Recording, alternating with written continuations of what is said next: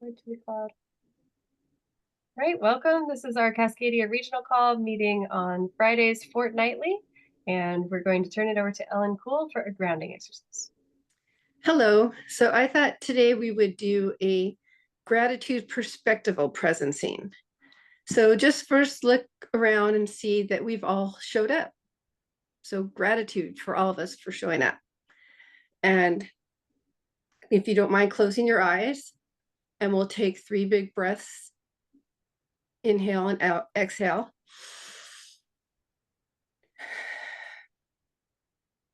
Letting go anything that doesn't serve you for this meeting.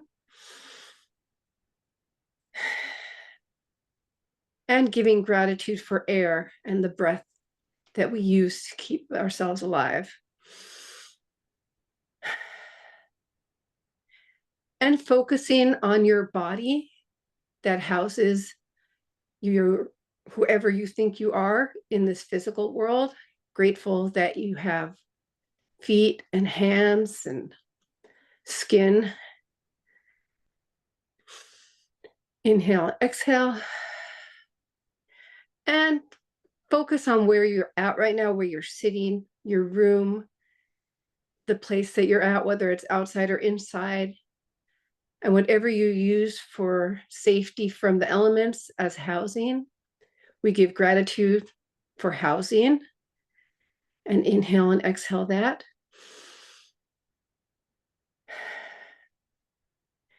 And think about your local community, where you get your food, where you get your water, where you connect and have heartfelt connections and relationships. And give gratitude for your local community in an inhale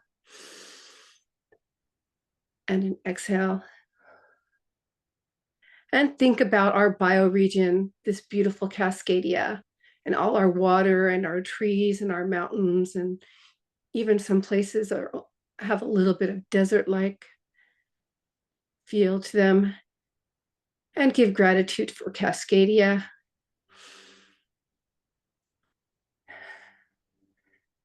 And think about the larger continent we're on and all of the natural beauty and all of the beings that we share on this continent and the waters that surround us and connect us to the rest of the planet. And think about the earth as a whole and give gratitude to our planet. And finally, to the cosmos and the unknown and everything that exists and all the answers to all the questions and the mystery and the origin. We give gratitude for this experience of being a human on Earth and the opportunity to work together to bring about bioregional awareness and eco-friendly way of being. And bring yourself back through all of those places and open your eyes and reconnect with each other, presence ready to work today. Thank you. Thank you. That was really beautiful. Appreciate you doing that, Ellen. Thank you for bringing that gratitude in. It's lovely to be connected to the cosmos this morning. Okay, so moving into our recap of the How to Organize Your Bioregion webinars. So I'm going to spend a little bit of time talking about the things that I pulled out of that webinar. And if you have things that you'd like to share that came up for you as a result of listening to that content, or if you have questions or any other comments, feel free to raise your hand and we'll go through those. So doing a little bit of a recap here. So we talked about pro-social organizing and the definition of pro-social very generally speaking. So in terms of what pro-social is as defined in the learning journey, we talked about it as some way that an individual does something for the group that they don't necessarily get all of the benefit of. And so keeping in mind that that can be really broad, that can occur in many different contexts in many different ways, including in a way that is not actually in service to life. So we talked about both, having this behavior where the individual is offering something to the group being a good thing, maybe in terms of doing some land tending or planting a tree, that's contributing to the overall success of life and being in service to life in a pro-social way. But it's also pro-social to, say, be in the military and be in that environment where that you might be contributing to the group, but the group itself is not necessarily contributing in a collaborative way to life, to the biosphere. And so being very aware that pro-social is very context dependent, and we need to both be pro-social in terms of contributing to the group and also being in service to life and in service to biodiversity. And so thinking about all of these nested scales of pro-sociality as we're moving through in our organizing. And something that was really interesting that came in for me during those webinars was there was a lot of chat discussion about restorative justice and ways to have kindness when things go wrong and when there's conflict, and really trying to sit with the conflict and bring a lot of care and understanding and empathy to those conflicts, and helping us all recover and work through that as a group rather than, say, exiling individuals or letting another group try to handle that problem as it recurs. So just some awareness around that. And then I also found it really interesting that there was a discussion about having an identity as a group creates a membrane through which you understand your sense of self or sense of the group, and that membrane has sort of a filtration process. And so having some awareness of what your filtration processes are, and if they are equitable, if they are serving the values of the group, and just being mindful that as you identify as a group for purposeful action, you are creating a membrane and a separation from other groups, and your relationship between other groups becomes very complex and potentially very interesting. So curious if that all brings up anything for people, if they have any comments about things that they had realizations about during the webinar on Tuesday or during the community call on Thursday, where we did a little deeper dive discussion about that. You can raise your Zoom hand if you'd like to speak. And then I'd just also like to offer one thing we talked about in the community call was the difference between being pro-social and self-sacrificing to the point of burnout or self-harm. And just thinking about the ways I like to use the analogy of, on the airplane, they talk about put your own oxygen mask on first before you try to help others. And thinking about it, like if I put my mask on, I could potentially help 3 or 4 other people get their masks on. Whereas if I don't have mine on, I'm no longer a person able to help. And so you're actually taking resources away from the community when you aren't first resourcing yourself. And we don't want to burden our communities, but we also want to ask for help when we need it. And so being aware of being sustainable with ourselves and our own capacity and our own resources so that we're not creating situations of burnout later down the road, being really mindful of resourcing our own group, our own system as selves, as very multiplicitous beings in and of our own body, and making sure that we have all of our needs met before we try to meet the needs of others. And that's a ever emerging learning process for me, as well as many of you who I know are in deep relationship with the land and want to be of service. So any thoughts on all of that? Any comments, questions with regard to the learning journey before we move on? Over to you, Corey. Yeah, I was wondering if you and others, if there's knowledge, research on thinking of governance infrastructures and the size of groups. Because in my life, the bigger the group gets, the harder it is. And at some point it's so big, it doesn't work in any pro-social way I've ever experienced. And so I'm wondering so I'm just curious about that as we move forward, thinking about at the different scales, like the size of groups that can continue to be, that can practice pro-social. Yeah, that's on my mind. That's a great question. And feel free, if you have an answer to that question, go ahead and put your Zoom hand up. And in the meantime, I can talk about my experience with sociocracy. So in sociocracy, you have many circles that ideally have between 6 and 12 people in them to really function well. And beyond 12, you need to break it down into another set of circles. So you might have your general circle where you do a lot of like report backs, and then you want to figure out what your group wants to do and divide it into sort of key deliverables or missions, and give, create circles for each of those missions, that's where the decisions are made. And so if you break it down into smaller circles, then you can have, if you have 4 circles, then you have the capacity for 4 times as many people, if you're thinking of that 6 to 12 number, which is pretty ideal in sociocracy for each circle. And you can have a lot of nested circles, and I've seen some pretty impressive examples on sociocracyforall.org of translating some really big organizations into a sociocratic circle structure where they have these mini circles of 6 to 12. So that is the familiarity I have with that, and curious what Claire has to say on that topic. Yeah, no, I think that's such a good question.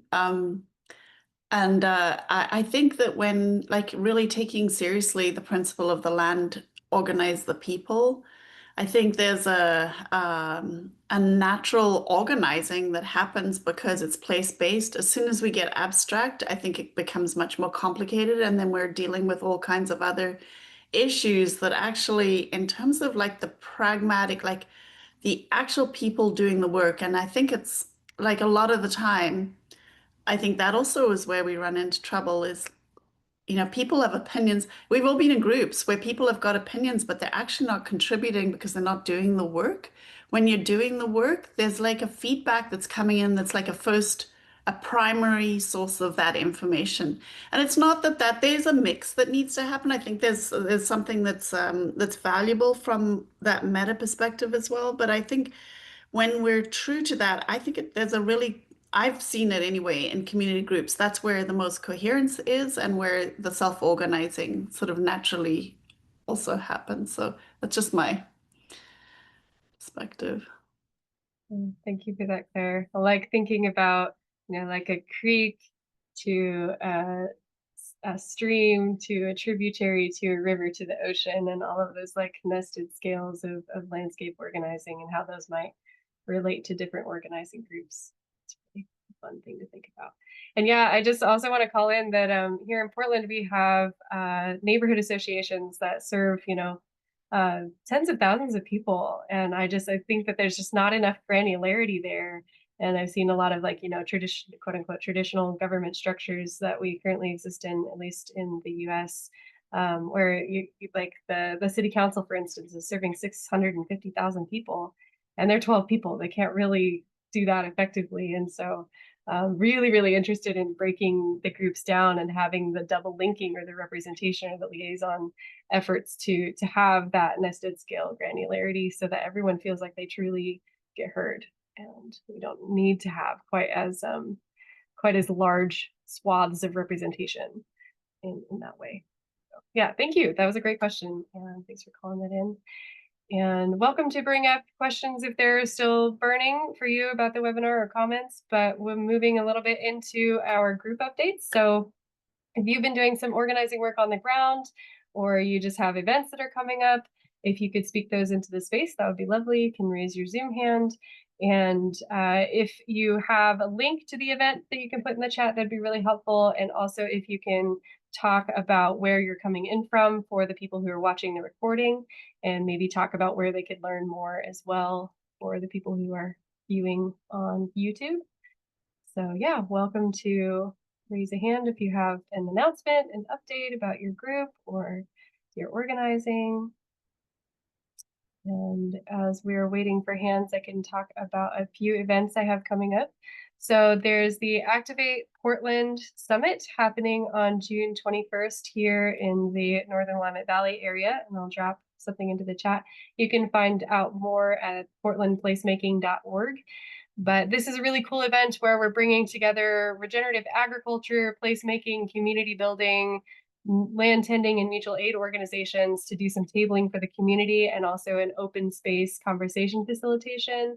And it's also part of this greater, bigger set of events called the Village Building Convergence, which is about a week and a half of community-based projects. And yeah, so very excited to see how that all shakes out. And our Northern Willamette Valley organizing team will be there representing ourselves and trying to help build that directory of groups that are already doing this work, which is lovely and very exciting.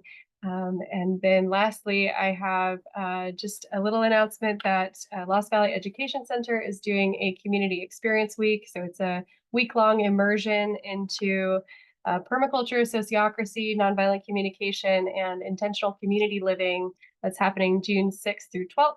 There are work trade options available. And if you'd like to learn more, you can go to lostvalley.org. I also put a link in the chat. And we'll go over to Denise for some other announcements. There we go. Thank you. So I'm working on the Eco Thrive project, regenerative affordable housing in Burien, and we had an open space last Saturday. And we co-hosted it with a group called Burien Collaborative, which is a BIPOC woman-led leadership. Each of the leaders is a executive director of a social service organization that serves the community in Burien. So we've been cultivating a relationship with them for about 3 years.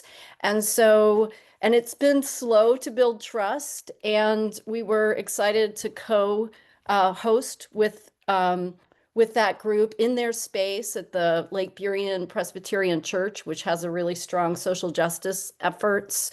And it was about 50 people came and stayed the whole time.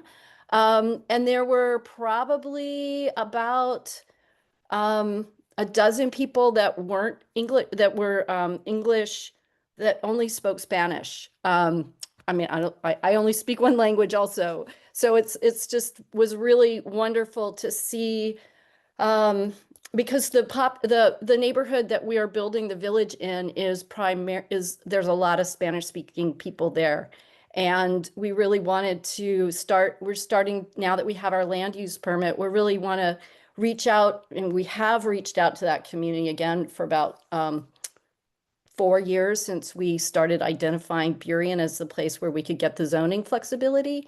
And anyway, it was well attended, and we're going to meet again to talk about how we can be partners in this work, not as outreach folks, but really like designing the programming together, designing the resident process and the training, because our goal is that once we develop the village, we will be selling it to the residents who live there. So teaching sociocracy, teaching conflict transformation. We have about 2 years in the process that it will take to build the buildings, but that's also the time that we have to build a community that will live there and help them, really all together, growing the skills that will be needed to steward and care for the land and buildings. So we're off to a good start. We've been working on this for 9 years, but I feel like in some ways it just started. Beautiful. I had the pleasure of having a one-on-one discussion with Denise earlier today about all of that gorgeous work. So if you're in the Seattle area, I would highly suggest getting in touch with Denise and collaborating on some of that project and maybe even storytelling. So we'll go over to Melanie.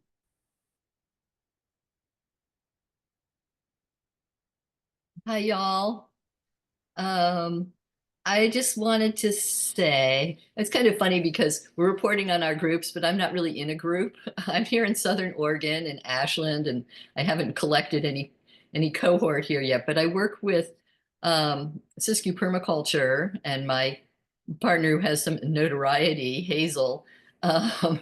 Anyhow, we were just at the Sharpening Stone, a primitive skills gathering last week that's held somewhere about halfway between Ashland and Roseburg, which was really fun. And Hazel came for the first time, was very well received, and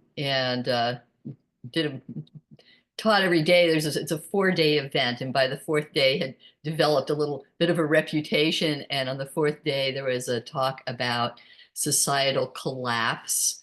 So this societal systems collapse, and there was about 24 people, which is a lot for this gathering, gathered around, and we had a very interesting conversation about it. But anyhow, what I'm announcing is Hazel, with me along mostly as driver and tender, is coming on tour to the Northwest this summer, and in July, in the middle of July, and we have several engagements all planned out and now announced and have been available for people to put on their calendars and even register for. And I'm putting a link in the chat right now that will take you there.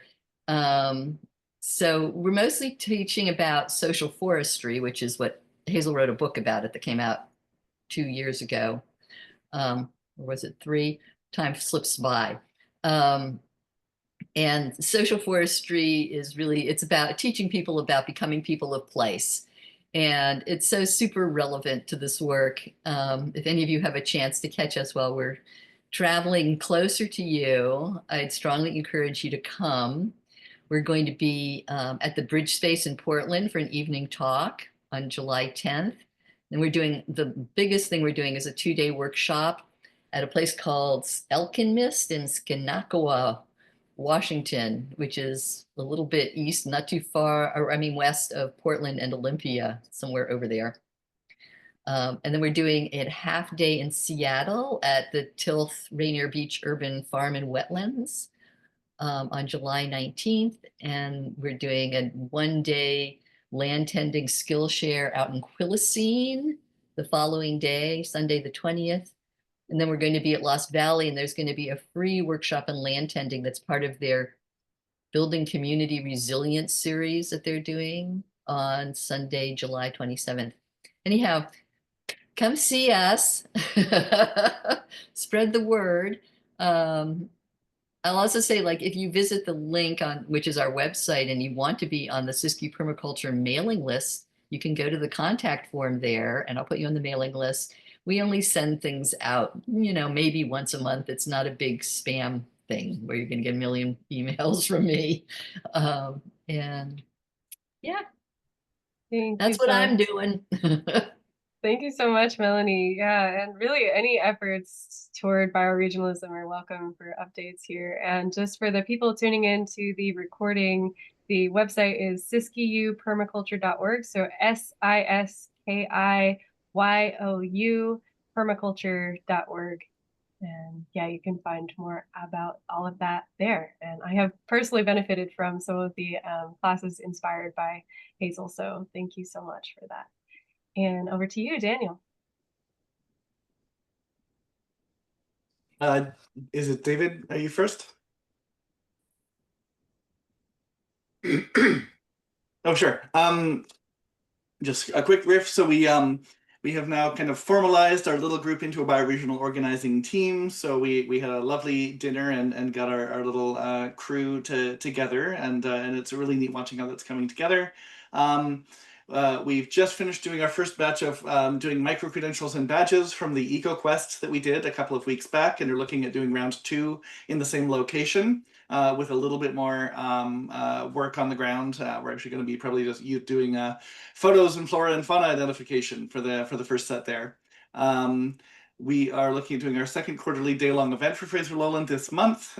So anyone who is in that zone and is interested in popping by, let us know. And I'm in exciting conversation with some of the folks from North Willamette and Whidbey about how both of those regions and Fraser Lowland can maybe begin looking at collaboration together.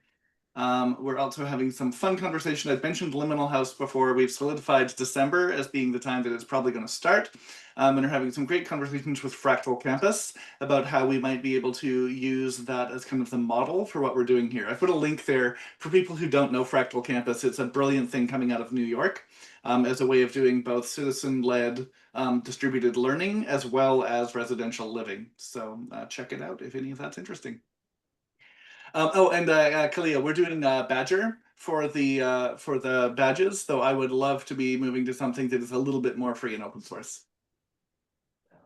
Beautiful. Thank you, Daniel. Yeah, I just realized my speaker view instead of gallery view has the hands in a different order. So apologies, David, but over to you now. Thank you. Just some updates on Regenerate Whatcom. In early May, we held a permaculture meetup day, exchange of plants and all sorts of good things at Inspiration Farm. And then we ended with a campfire. Actually, it's nice to get around a physical campfire. I think that was May 4th. May the 4th be with you.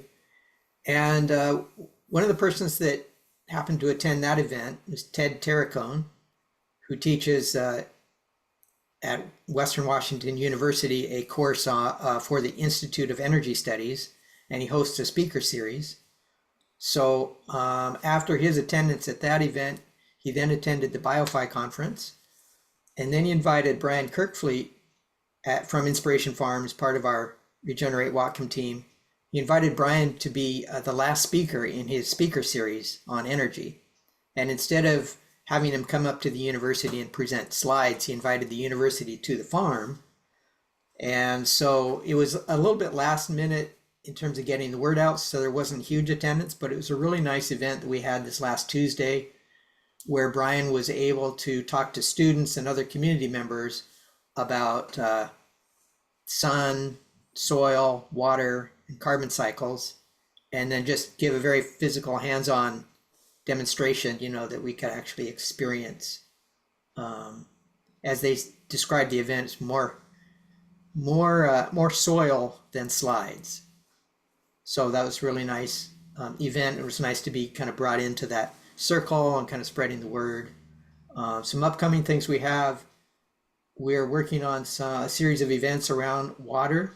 Water adjudication is an issue, and we're not going to tackle it directly as just the water adjudication topic because it's rather contentious, but we will touch on that, but we're going to widen the context, and at least the name for now I think we have is like Walking Whatcom Waters. So we're in the beginning stages of a planning process around that.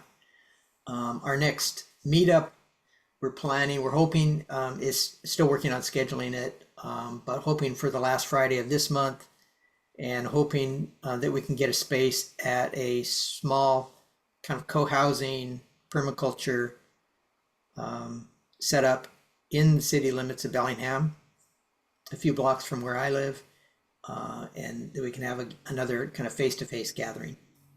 So those are the things we're working on. Beautiful. Thank you so much for bringing that into space, David. So excited to see what keeps coming out of that group. And over to you, Claire. Yeah, I had a couple of things, and it's didn't attend the last one of these calls just because we were just wrapping up from the conference. And I don't know how much you guys have shared on the conference, but just it was really one amazing event, and to actually have seen a whole bunch of you in person. I had a little bit, like a tiny little clip of a video that I created because as Denise was speaking, I just kind of wanted to bring in the art element that came in the little video clip. So I'll just share my screen if that's okay. Anyway, and then I wanted to give a bit of a Victoria update. But I'll do the conference first. Yeah, it was just such a really energizing event, and I felt really, it was so exciting to have some of the speakers presenting that we are forming partnerships with, because it meant that others were getting to see just the kind of quality of people and work and depth of what's going on.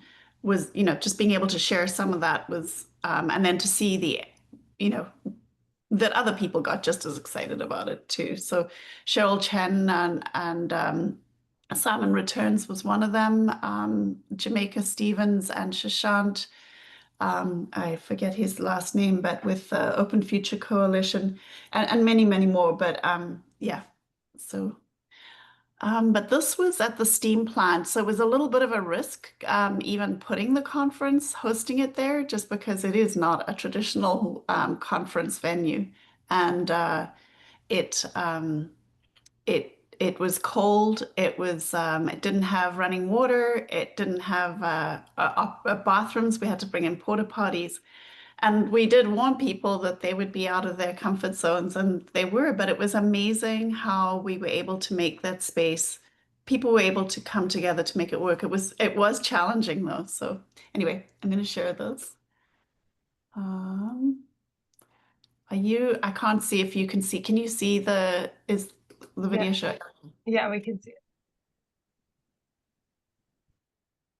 Oh.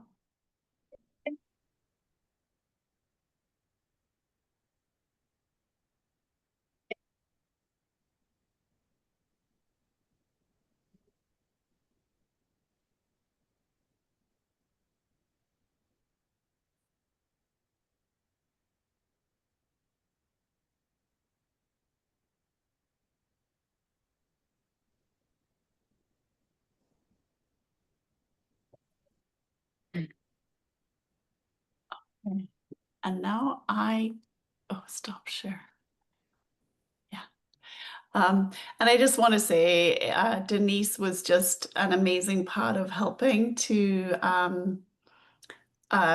set that up. There were a whole bunch of others that came and helped, but yeah, just getting to know people was really great.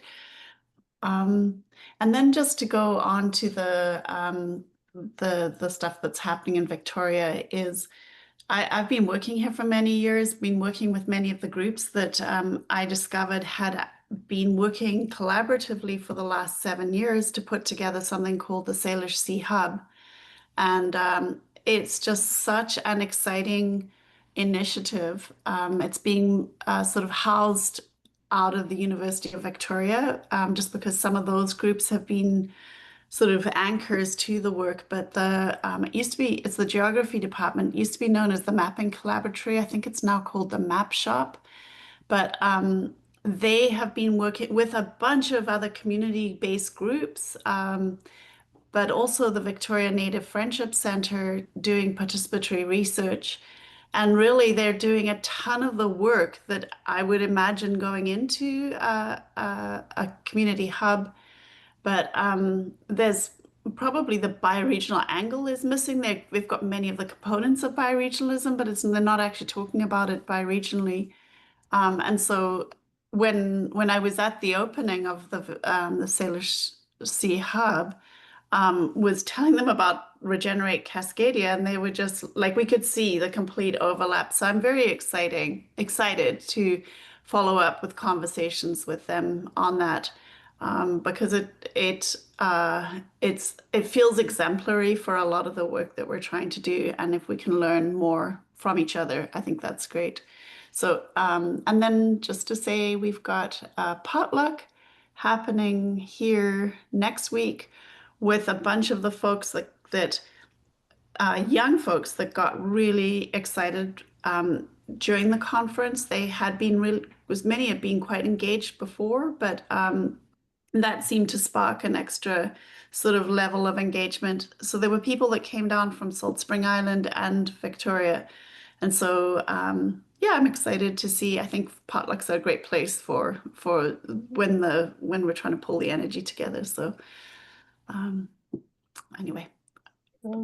Thank you, Claire. It's beautiful. It's good to hear about some of the organizing happening up there. And we did do a little bit of a BioFi update, or just a sharing session at the last regional call, which is on YouTube recording. But thank you for bringing in that artistic piece. It's beautiful. And over to you, John, for just a couple more minutes, and that'll be our last update for this section.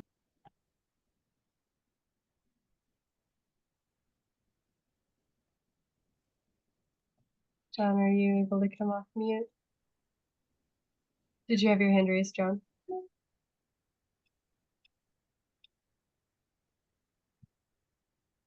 You're on mute.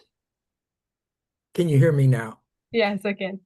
Yeah, I guess there's a number of things going on this weekend at Lost Valley. People from different parts of the Willamette Valley are getting together, and a lot of really encouraging collaboration, coordination going on with that. I guess one thing, so there's a lot of things going on, and I think we've talked about some of them in the past, but a more recent thing that's exciting. We've been talking about basic needs that people have, and housing is obviously one of them. And so a month ago, one of the folks that we're working with in the Eugene area, who is an eco builder, reactivated the local chapter of eco builders, the Northwest Eco Builders Guild, and had an incredible turnout. Probably 50 people showed up. And just earlier this week, we had the second session, and Wynn, the person that helped start putting all that together, did a presentation. And I was struck by a couple of things. One, these are the people that are actually engaged in the cutting edge of housing. I mean, they are the builders, they are the architects, they are the engineers that are really engaged in that effort and recognizing the needs. And Wynn was pretty forthright about, the crisis we're in, and mentions of disaster capitalism, et cetera. And I was sort of watching very closely how people there, because some of these they're also very serious business people, how they were reacting. And it was just incredible how positive the reaction was. And Wynn is putting together a group of people, and they're recognizing the need that not only within their industry, but they've got to start coordinating. There's a couple of universities in this part of the country that are doing really innovative work in their labs, in their workshops and everything, and really starting to coordinate. As it turns out, the Willamette Valley is one of the most ideal places for hemp production. But one of the problems is there's no hemp processing available here. So things like that are starting to link together. How do we start producing and using hemp here? But yeah, it's exciting, and I'm a longtime fan of housing and construction and all that, but not a professional within that industry. And so I was excited to hear about some of the incredibly innovative things that are happening right now. And a month ago, we did a tour of a complex that's just leading edge kind of construction, housing, environmental impact, the whole list. But anyway, so things like that I find exciting, and it's addressing just fundamental needs that are in crisis. The issues of affordability and availability are just overwhelming. So Thanks for that's bringing my that in. Yes, thank you so much, John. Appreciate that. And one more quick update from Pamela. It's not so much an update as it's a query, and mainly I live in the same bioregion as Claire, or well, we all are in the same bioregion, and I just want to say that it's wonderful to see those pieces in place, your artwork in that situation. That was lovely to be able to get that visualization. The one thing that I'm wondering about, Claire, is whether or not you know about what's going on here with the bioregional framework for the Saanich Peninsula, and I'm wondering if that's a relevant item to bring into this space at this time. Because I'm kind of, it's curious because I only stumbled across it. It wasn't something that became apparent, and it seemed relevant. Yeah, it's so 3 municipalities out on the Saanich Peninsula have adopted a bioregional framework into their official community plan, and every municipality in British Columbia needs to have basically their operating document is the official community plan. So that was a really big deal, and that has kind of catalyzed. So I know that there's some stuff going on there. It's just been hard for me to track what they're doing. And Bob Pert is the person who's kind of headed that up, and has really supported and helped their 5 municipalities on the West Shore that have been sort of were inspired by what happened there and have come together and actually have a task force together to try and actually do something similar. I will say it's a much more sort of coming from more of a top-down way of working. I mean, it's brilliant how they're using the municipal frameworks and policy. A lot of what they're doing for is how do they do the data collection? They're sort of using the low-hanging fruit of what to manage common resources between the municipalities. So they're sort of yeah, it's really, really worth paying attention to. But thank you for bringing it up, Pam. I want to tap into that and see what's happening. I I don't know. There's like only so many days, hours in the day. So Yeah. definitely, I'd love people to follow up with it. Yes. We need feedbacks. Yeah, if you want to email me at learningjourney@regeneratecascadia.com or sorry, .org, we can potentially collaborate on following up with that. Or yeah, Claire's email is claire@regeneratecascadia.org as well. We can talk more about that. So thanks for bringing that in, Pamela. And all right, we're going to go ahead and move into our collective learning session. And so, yeah, we have Daniel giving a little presentation on Groupworks. Perfect. Yeah. So I'm going to first start by sharing a couple of links. The first of these is a link to a collaborative Miro board that y'all are welcome to kind of play around on, but I'll also be using it for our slideshow, but it includes the full deck there. And the other two are links to where you can download a free copy of the PDF or grab a copy if you want to of it.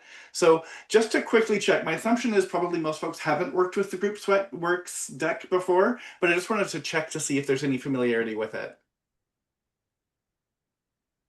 Looks like not. Exciting. All right. So I'm just going to jump into presentation. I'll also say I'm a low formality presenter, and so as I'm presenting, please feel free to jump in if you have a question. I'm just going to, it's giving me crankiness. There we go. All right, so the basic idea of pattern language, probably lots of you know, coming from Christopher Alexander. There's a great quote from him here around there's a way of building which is thousands of years old, lies in the bones of all of us. It's a timeless way of building. It's the way that brings order and life to towns and buildings, that makes them feel alive, the process by which the people of a society as individuals together make a place come alive.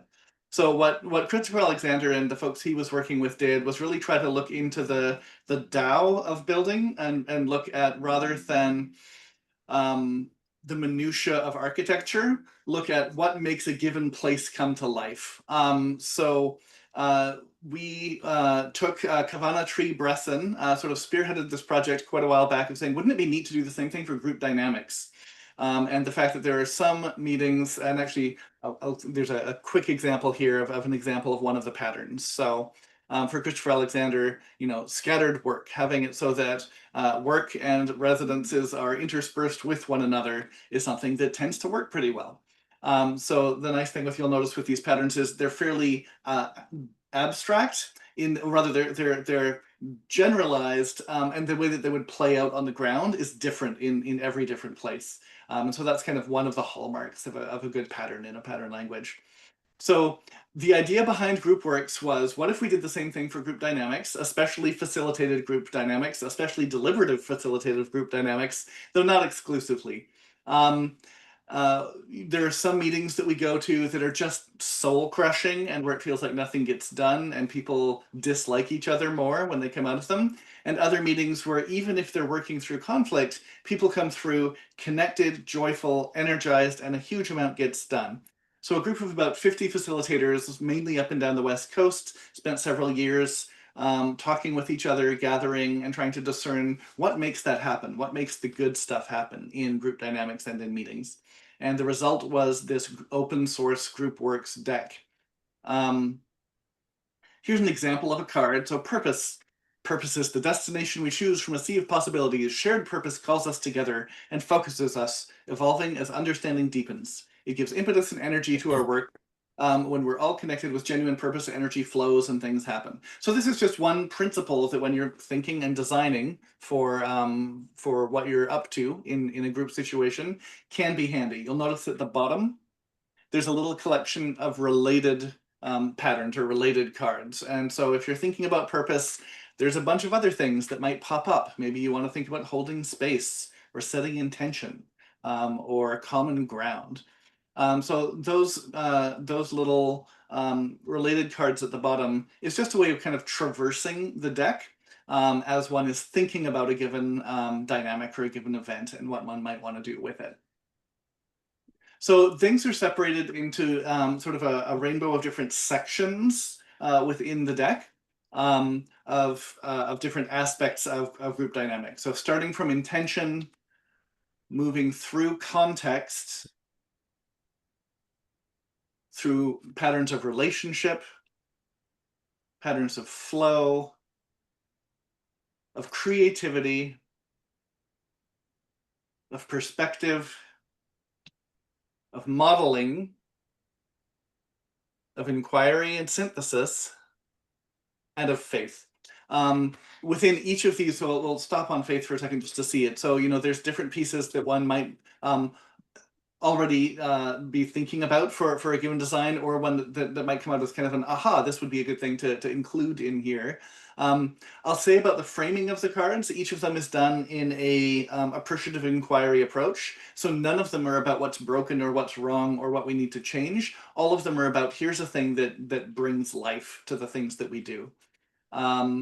So that's kind of one important element of how they're created.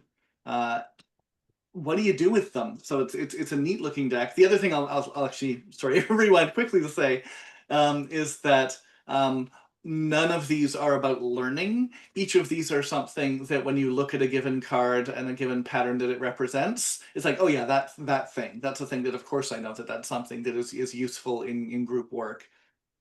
So it's meant to be something that is very much cross-modality, cross-domain in terms of how group dynamics work. A couple of examples of how to use this in actual process. It can be great when you have a team that's getting to know one another and is sharing what your different modes are. So sometimes people will get together and do a gifts and growing edges section. Here's some for me. I'm pretty great with emergence, and I really thrive in environments where there's a lot of honoring of each person, and I enjoy honoring the people who I get to kind of connect and work with. A learning edge for me is right-sized bite. Sometimes I bite off more than I can chew. So you'll see that these cards are also they're designed to help with storytelling. The card themselves is less important than the stories that it evokes from the people who are using them. So this is one way to use it as a way to kind of connect and understand one another and seek opportunity to lean on each other's strengths and support each other's growing edges.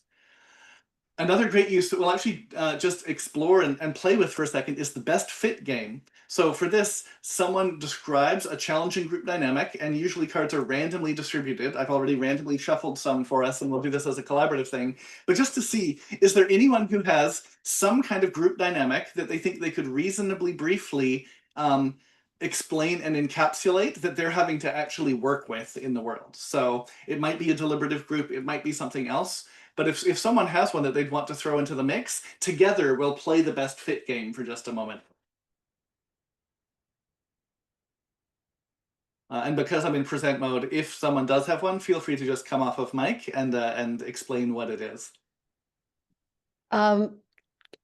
Creating the context for shared leadership. Wonderful. So say more about that. Yeah. Well, the intention is to work with this group really to share leadership. This group that we've been developing a relationship for a long time. It's really scary because I've put my heart and soul into this for 9 years now. And at the same time, I know that because of racist housing policy, BIPOC people have been shut out of building wealth and owning homes, and that persists. And the neighborhood has a high Latino population. So it's really important that that if they want to be woven into this process, that they are invited to step into leadership, if again, however, at whatever level that they want to. And I need to be able to really truly let go to some degree and be willing to share that. And that's a really, it's scary and it's really exciting and it really needs to happen. That way, again, to create the invitation to, but not force anything. And you know, I'm white and I've been white my whole life and I've hung out with a lot of white people and we have this sort of urgency sometimes and get things done and efficiency and transactionality. And this community is very relationship based. And anyway, is that enough? Yes, let me reflect back a couple of the key parts and you can let me know if I'm on track. So you've had this vision and this piece that you're moving forward for the last 9 years, and you really have been that vision keeper. And you are in the position of trying to bring in that shared leadership. And that's hard when you have a vision and you're wanting to make sure that, like, you know, that your baby is well taken care of. And when that inclusion of people at the table is so important, especially it sounds like there's the complex dynamics around racism in housing that's there, systemic racism as well, and wanting to be sensitive to how that invitation happens and how you can bring people in a way that works. Is that capturing the core kind of elements there? Yes. Wonderful. So here's the random cards that we're going to look at. And I'll just invite everybody to take a couple of moments to look at these cards. And as you do, to think about how they might inform some way of working with that dynamic, with that challenge. Let me know if you can read those or if those are too small on people's screens and if we want me to read a little bit of them out. They're also on the Miro board, so you are able to jump to them if you want.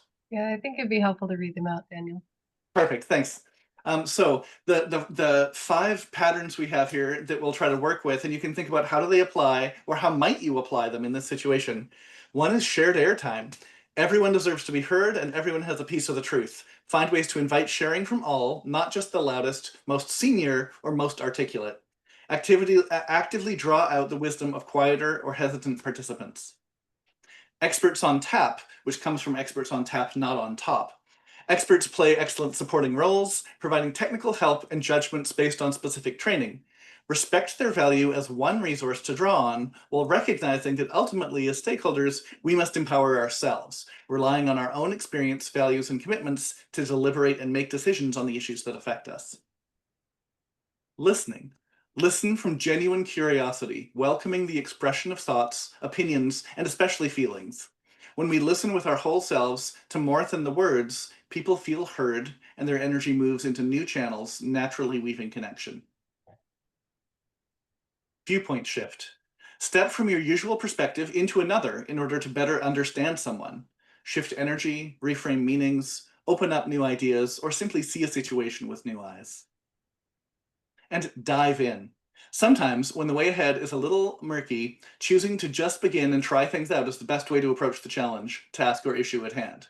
With a commitment to learning from whatever happens, diving to discover the path ahead.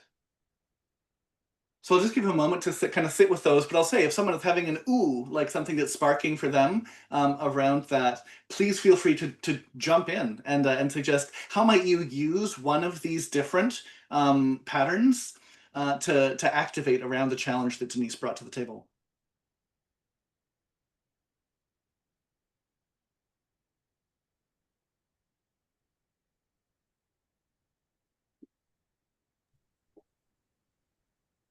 I'll jump in here. I really love this so much. This is really cool. And just really appreciating the faith category and like the dive in because I did have a little bit of extra context having just had a conversation with Denise. And so just seeing these come up and seeing how relevant that they feel is really lovely and amazing. And I love that this like brings in like the pro-sociality with like almost a tarot element and it's really cool. I've never seen this before and so I'm really excited. But yeah, just the idea of diving in and trusting yourself feels really important in this situation, and knowing that like your heart's in the right place, and allowing for mistakes to get made in that delegation process and that change in leadership. And then the experts on tap part was also really beautiful in terms of like really recognizing that there's people who are informed on these topics that are really important that you're moving into, and you can use them as advice, but also trusting your own intuition in the process of moving forward, and trusting that you have the tools you need to make decisions. I think that's a really beautiful balance to bring in. So very cool. Awesome. Thanks so much, Andra. Corey, go ahead.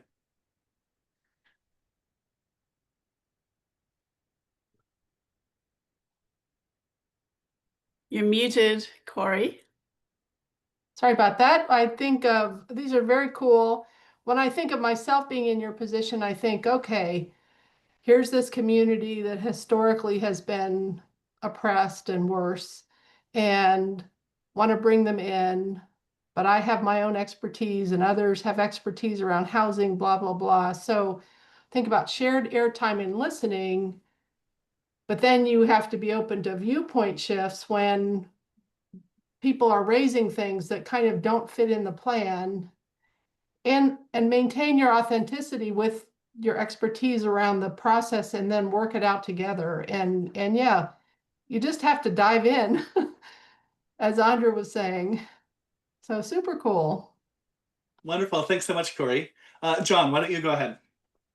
Yeah, I guess two things. I think the listening is great. I can't remember. I think it was the Dalai Lama that said, if you're talking, you're sharing what you know. If you're listening, you're actually going to learn something, basically.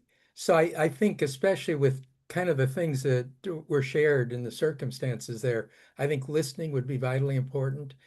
And I think the thing to recognize with experts on tap is experts are used to being in charge. I mean, they are the experts.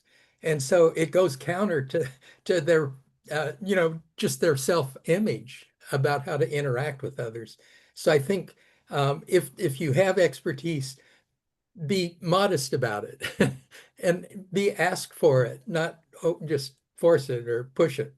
I think are the things that occur to me. Nice. Thanks, John.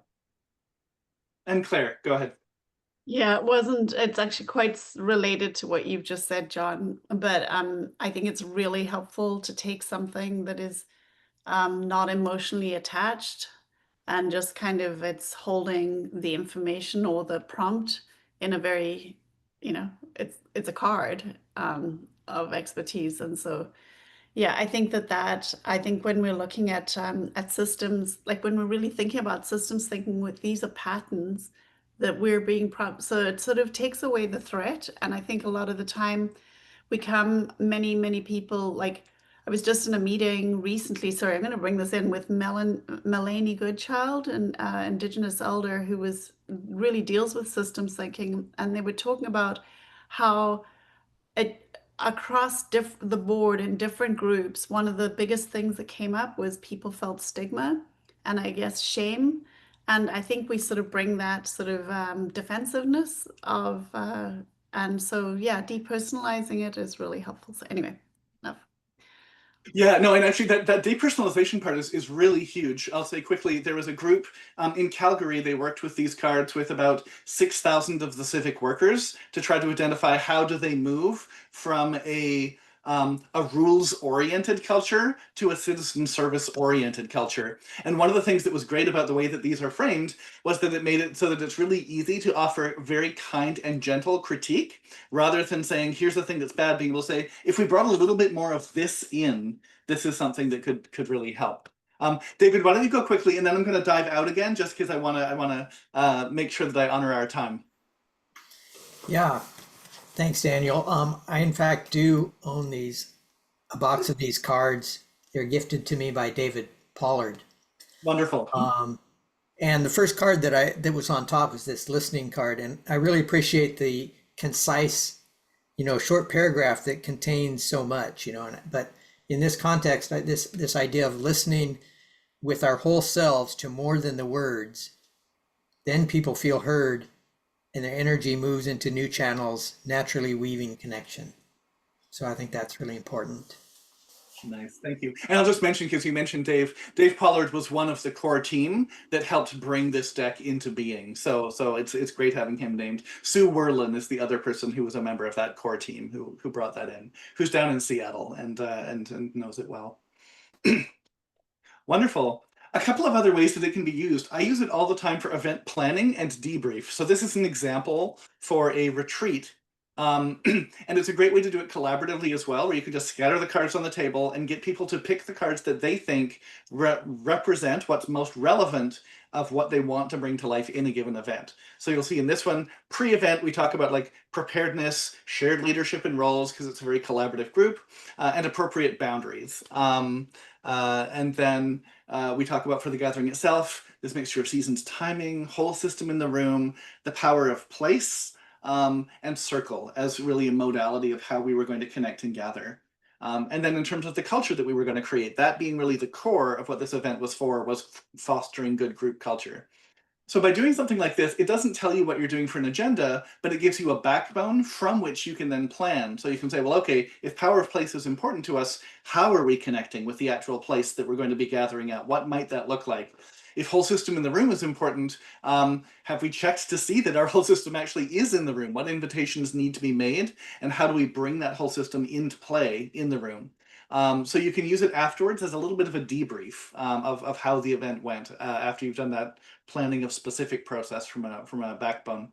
With clients, it's also handy because if you can agree on that backbone, it makes it much easier to then agree on what the process is, because you can identify for each part of the process that you're doing in the agenda, here's why this relates to what you as a client have said is important about this event. In a meeting, it can be great to use. Sometimes in Windsong, when we were doing meetings for a while, we would give people a few cards to be pattern stewards. So you could tell somebody, you're the steward of challenge, and you get to play this card like a trump card. That word's been ruined forever, but to play this card as a key card that if you notice that there's something that we need to be doing to appreciate challenge, you get to play this card in the middle of the meeting and get us to tune into that, or appreciation, or good faith assumptions. So it can be a nice way to build capacity in your community around facilitative practice. It's useful in presentation. I gave a presentation years back on co-housing and why co-housing works and what that's about from a group, looking at group dynamics from a Groupworks perspective. So it just makes a nice way to crystallize and sort of summarize things from whatever domain it is that you're kind of talking about. I'll stop there because there's oodles to talk about around it, but I'll say I'm delighted to discuss, to facilitate, and to play with Groupworks. This is a core part of my practice and has been since we started sort of making it. So that is what I have there. And if there's any questions people have, Andre, you can kind of keep us honest about time, but I'm happy to chat about any of that. Oh my goodness, Daniel, I am gonna cry. I love this tool. It's gonna solve so many problems in my life, and I'm so excited. So thank you. Wow. So we are a little bit over time, but I'm wondering if people are feeling comfortable with some flexibility. So I had two ideas. One, we could do breakout groups and do like a deep dive with one or two other people on a random card. And you could just kind of talk about how that might show up in your group space. So maybe if you like that idea, you can use a heart emoji or heart react on Zoom. And if you'd rather us do another group session where someone else tells a story and Daniel picks 5 random cards and we go through it as a group again, then maybe do a thumbs up emoji. So what is your preference for how we move forward? Seeing some thumbs up. Okay, cool. So if someone else has a story that they'd like to bring in about a challenging group dynamic that they're in, maybe you can raise your hand. Daniel, are you okay drawing another 5 random cards? Absolutely. Let me do. Okay, cool. Fun. Ah, I'm so excited. Okay, who's got a story?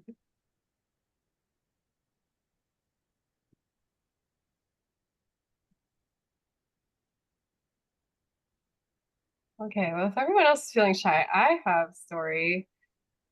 So in a lot of my group spaces right now, I'm really struggling with a sense of like people putting in equivalent energy, or like even just like responding to the energy, or feeling like there's a sense of reciprocity. And then I'm also really struggling with conversational turn taking and how to hold boundaries around that so that everyone has an opportunity to speak in a space and has an opportunity to come forward with the style of communication that works for them.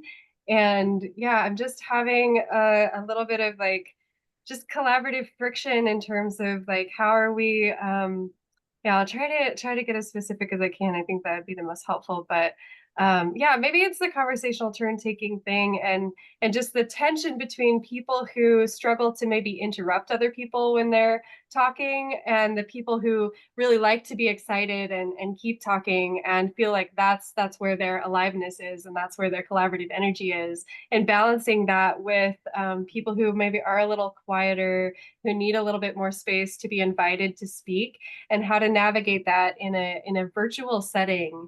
And just like, yeah, so maybe that's my struggle right now, and curious what the cards will say.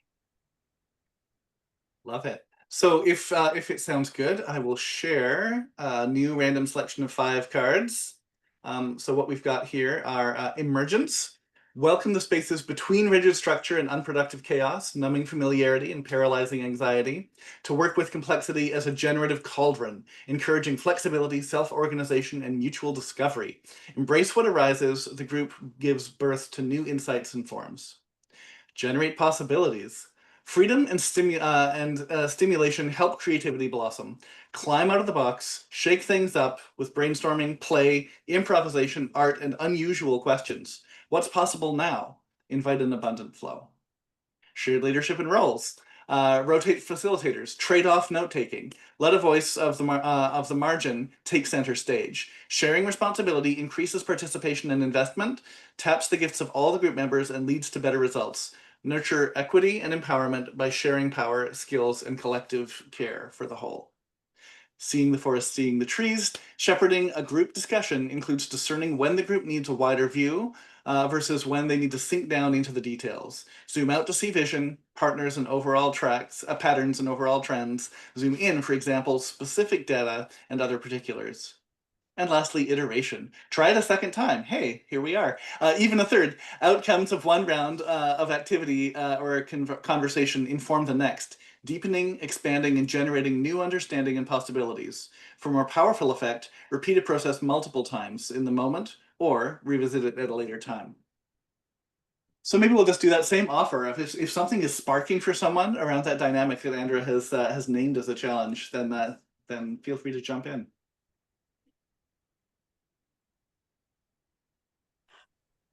I'll jump in. I'm sorry I can't see the group. Yeah, I have to hop over to the other thing. Yeah, the shared leadership roles is coming up because I struggle with that quite a bit personally. And you know, as I got into pro-social and sociocracy and kind of having those rotate around, I've had meltdowns, literally meltdowns in meetings where I just can't function because of the pressure, if you will, of trying to do it right, and that sensitivity that I personally in my own inner work of, you know, am I good enough? Am I doing this right? Am I not doing this right? Self-judgment, and then just meltdown implosion. You know, so I find you know, these, weirdly enough, I just purchased all these cards myself. So, and weirdly enough, a couple decades ago, I had this book. You know, like, weirdly enough, synchronicity speaks, right? Anyway, I'm totally right there with you, Andrea. When you come down, let's play. But anyway, shared leadership role. Sorry, I digressed really because I'm excited here too. Yeah, it's that passing of the structure that these cards or that sociocracy or that these rules, passing of that structure around. And I think for me, the big thing that comes into the room where I struggle and fall apart and either pick myself up or have people supporting me to pick me up, that meeting a person where they're at is so important in this, and allowing people to come where they're coming from. And then as they invite or engage in these cards, and let alone the experience of practice, the iteration comes around again and again here too. You know, I love the fact that this just gives you the language words that we are trying to express. I'm getting goosebumps. Yeah, I just, that stepping forward, stepping back, allowing you to take on a different role. And ultimately what we're doing is rewiring our brains and our identity, right? Like we are ultimately creating a new identity for the self and for the collective. And that is the practice and the iteration and passing all around. Anyway, I'm going to be quiet because I've already overused. So I'm stepping back at this point, but that's what I heard. Fireworks, Denise. Right. John, go ahead. Well, I think Ben touched on a lot of things. On the shared leadership, one of the challenges that sort of exacerbates that in my experience, and is something I'm excited about, is intergenerational work. And there are some challenges around that. So I appreciate this very much. I think it's a very encouraging thing that's happening, but I'm seeing challenges around that as well. So I guess that's what I would add. And by the way, if we ever had time, there's an interesting history behind pattern language and Christopher Alexander's work that largely started right here in Eugene, Oregon. A lot of people don't know that. So, but yeah, I think that approach is fantastic. I'm really impressed with this. I think I have heard about this, but I appreciate Daniel's great presentation on it. No, thanks so much. And I'll just say quickly that the generate possibilities one really steps out for me, because when we switch mode, we switch dominant dynamics, and especially dynamics of who is taking up what kind of air in what modality. And so sometimes moving even into just a ridiculous mode. So like for now it's mandatory sock puppets. All of a sudden it's different people who are talking. And so, you know, playing with that can be a good way to go.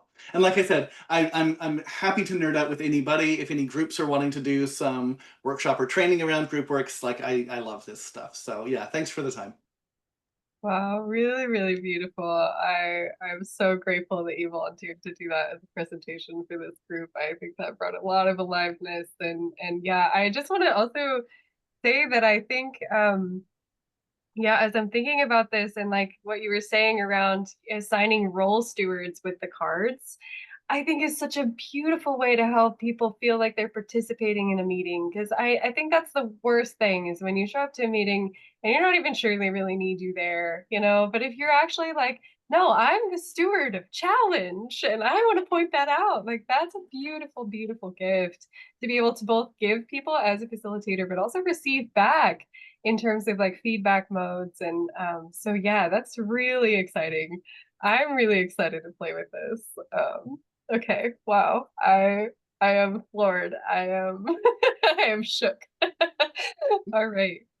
Beautiful. We probably have time to do one more if there's a really potent story coming through.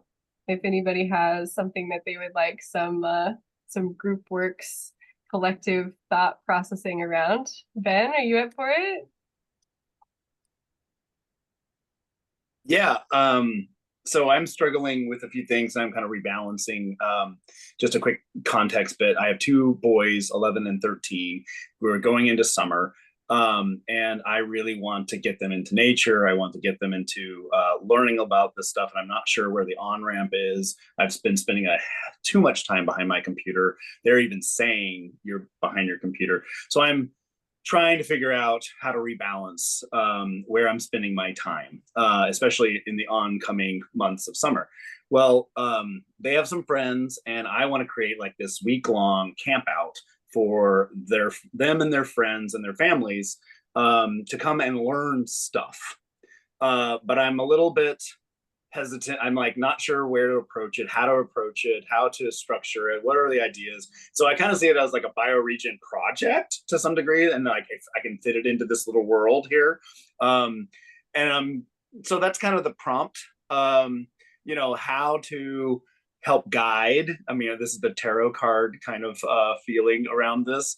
How to help guide this experience, this project to come to life, and what should I be really thinking about and concerned about? I don't know if that's proper use to bring my project, if you will, but I think that's what we're doing. So if that works, we can roll with that.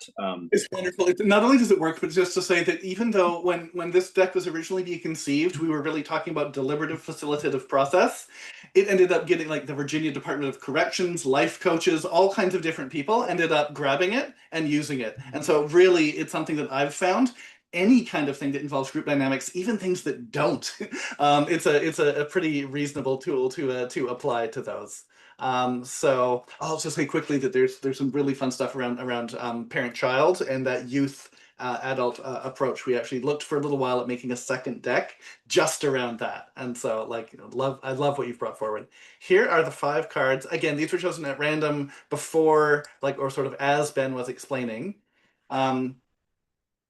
Transparency. Be open about what's real, feelings, experiences, how decisions get made, finances, and more. Transparency arises from a belief that a free flow of information and taking action in direct and honest ways best serves group needs. Handled well, openness nurtures trust, collaboration, and authentic community. All grist for the mill. Play the ball where it lands. Handled well, everything that happens, mistakes, upsets, tangents, jokes, confusion, is potentially useful fodder for learning, surfacing truth, and community bonding. Simplify. A simple process allows you to stay focused on your purpose. A clear understanding of your purpose allows you to do what is needed, no more, no less. Include only the details that are significant so participants will understand what is and what is not important. Let emotions be, dwell with emotions. Let emotions be expressed and acknowledged without jumping in to fix or change them. Explore strong feelings to find what drives the passion underneath them and ensure important values and perspectives aren't glossed over. And witness with compassion. Grounded in your heart, offer gentle observations free of judgment. With kindness and presence, place attention on what you notice happening rather than your reaction to it. And again, we'll just let things, if something sparks, and I'll invite maybe voices that haven't spoken yet, if somebody wants to jump in with any insights that arise.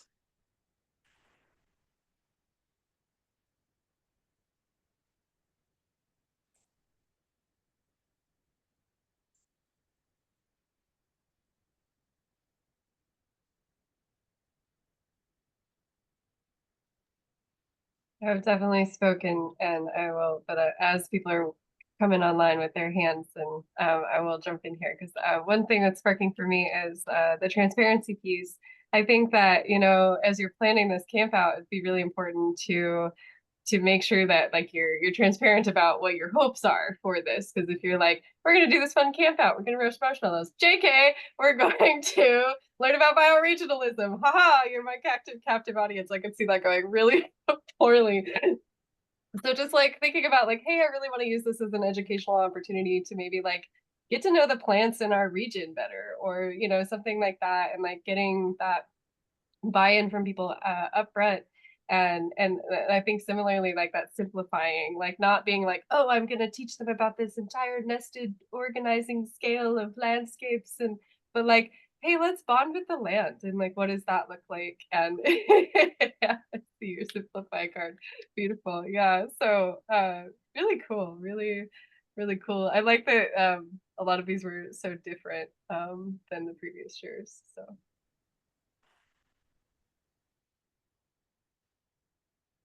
I'm thinking also I've spoken, so I'm thinking about the process and engaging the kids in the process of figuring out what you're going to do. And then having a reflection time at the end of each time that kind of informs like what you're going to do next time, because I don't always take time for reflection, and sometimes, and when I do, that's always, there's just gold there that often goes undiscovered, and then that can help fuel the next one. And you know, if what we're really trying to do is change our process, um, then including the kids in that uh, seems like like things will emerge. Wonderful. Yeah, the dwell with emotions card is really reading that a little bit, Denise. I mean, like that whole don't jump into fix, listen into the underlying, you know, what's going on under the hood. Yeah. Nice, thanks. Claire, go ahead. Yeah, I've also spoken, but there's no one else's hand up right now. I was going to say the dwell with emotions as well, just because I feel, especially when people feel that they are being heard, and especially if there's something that's in the air, being able to just go, I can see that it looks like you're upset. Like something kids aren't always great at naming the actual emotions, but it is a way of them feeling heard, which calms you down in your sympathetic nervous system, and then you're open to whatever else is coming. And it's like, it's just a good way of starting something, to my mind. We all want to feel seen. No, thanks. I love that. I just wanted to quickly note, as we're moving out of this space, noticing the energy of the folks who are talking, and that again, everything that people were able to share, none of it is cerebral. It's not about like, oh, well, here's a methodology I might apply. It's like, well, no, here's a thing that all of us know, and it's a reminder. And that's one of the things I find really powerful with it, is it isn't about learning. It's about the things that we as humans just know about what it's like to be human with other people. And so just having a map of that we can kind of look at sometimes being really useful. And the last little piece on that I'll say is part of why it became a card deck, rather than the original idea of a reference book or something like that, like Timeless Way of Building, is so people can mess around and play and get dirty and experiment and just try things out.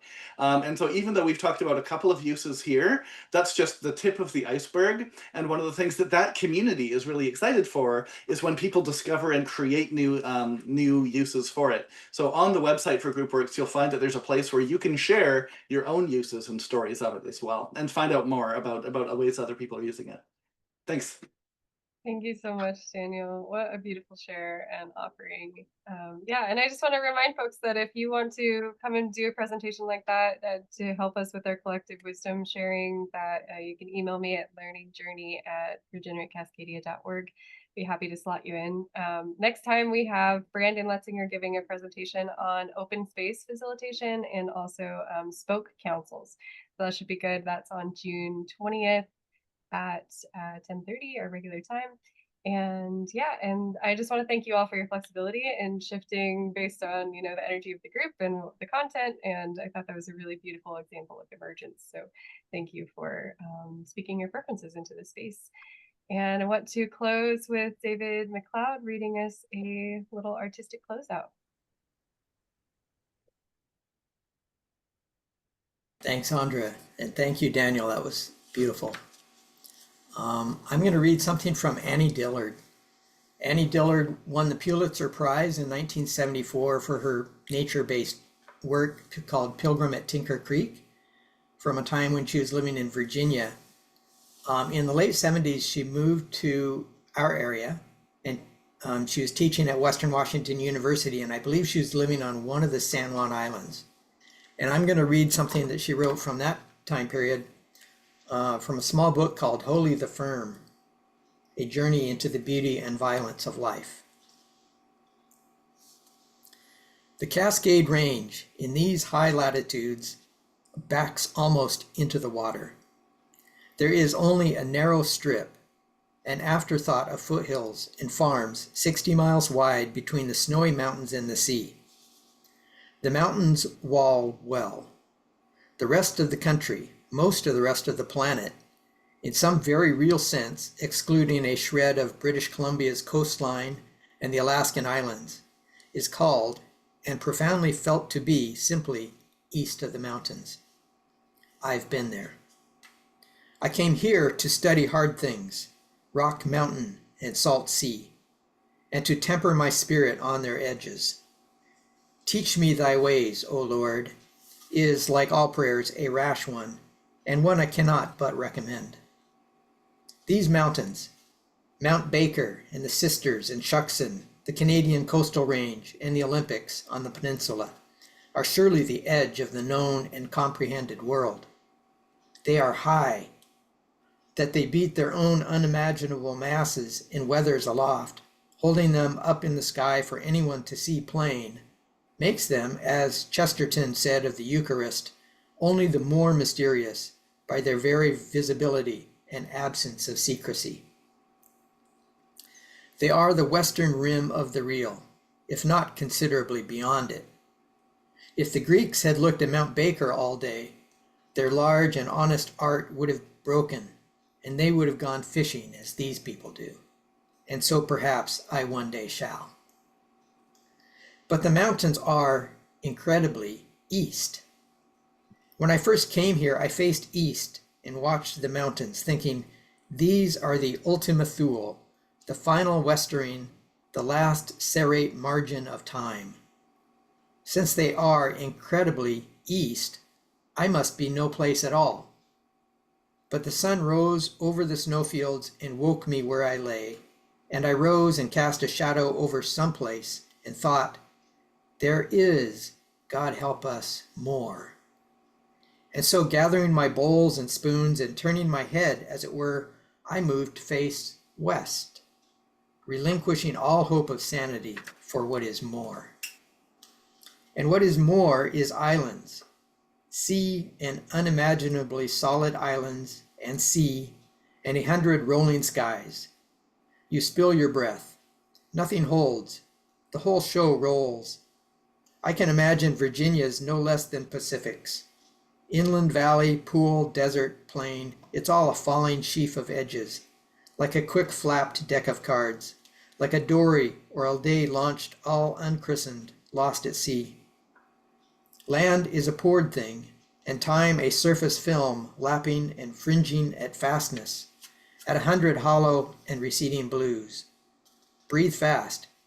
We're backing off the rim. Here is the fringy edge where elements meet and realms mingle, where time and eternity spatter each other with foam. The salt sea and the islands, molding and molding, row upon rolling row, don't quit, nor do winds end, nor skies cease from spreading in curves. The actual percentage of landmass to sea in the Sound equals that of the rest of the planet. We have less time than we knew. Time is eternity's pale interlinear as the islands are the seas. We have less time than we knew, and that time buoyant and cloven, lucent and missile and wild. Beautiful. Thank you. Thank you, thank you, thank you. Let's go ahead and take a big breath for all of this wonder and presencing and group dynamics. Big breath. And let it out. All right. Thank you, thank you, thank you all for this lovely time. And we'll see you, if not at the Learning Journey webinars, then we'll see you at the next regional call on the 20th. Thanks so much. This is Lauren. Can I ask a quick question or stay on with you, Andra? Yeah, I'll stay on. I'm going to stop the recording. For, 3 to 5 minutes max.